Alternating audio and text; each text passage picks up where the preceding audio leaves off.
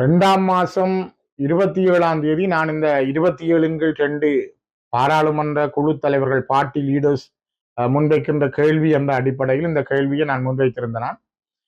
ஆனால் அதற்கு முதல் 2 வாரங்களுக்கு முதல் நாணயக்கார அவர்கள், கௌரவ நீதி அமைச்சர் அவர்கள் இலங்கையிலே அரசியல் கைதிகள் என்று யாரும் இல்லை என்ற ஒரு செய்தியை வெளியிட்டிருந்தார்.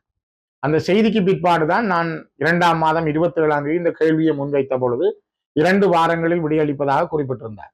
ஆனால் ஒரு 2 வாரம் என்பது கிட்டத்தட்ட 6 மாதங்கள் கடந்து நேற்றைய தினம் எனக்கு அந்த விடை தரப்பட்டது. ஆனால் விடையிலே அவர் அரசியல் கைதிகள் இருக்கிறார்கள் என்பதை நேற்று ஏற்றுக்கொண்டார்.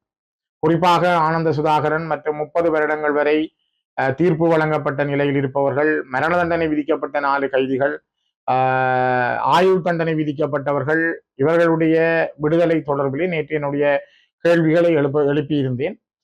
அது தொடர்பிலே தான் ஒரு நீதி அமைச்சர் என்ற வகையிலே தன்னால் இந்த கருத்துக்களை சொல்ல முடியுமே தவிர தன்னால் அவர்களை உடனடியாக விடுவிக்க முடியாது. நான் கேட்டேன், இது ஜனாதிபதி பொது மன்னிப்பு வழங்கினால் ஜனாதிபதியினுடைய பொது மன்னிப்பின் அடிப்படையில் இவர்களை விடுதலை செய்யலாம் என்ற அந்த அந்த காரியத்தையாவது நீங்கள் ஆற்ற முடியாதா?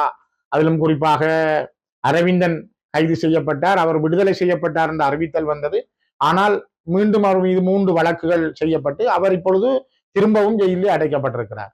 ஆனந்த சுதாகரனுடைய மனைவி இறந்து விட்டார். அவருடைய வளர்த்த பேத்தியாரும் நோய்வாய்ப்பட்டு நிலையிலே அந்த குழந்தைகளை வளர்ப்பதற்கு ஆட்கள் இல்லை. ஆனந்த சுதாகரனுடைய விடுதலை தொடர்பாகவும் நான் கேட்டிருந்தேன். ஆகவே குறிப்பாக அவர்களுடைய அந்த மனநிலைகள் இவர்களை உடனடியாக விடுதலை செய்கின்ற எண்ணத்தோடு இல்லை.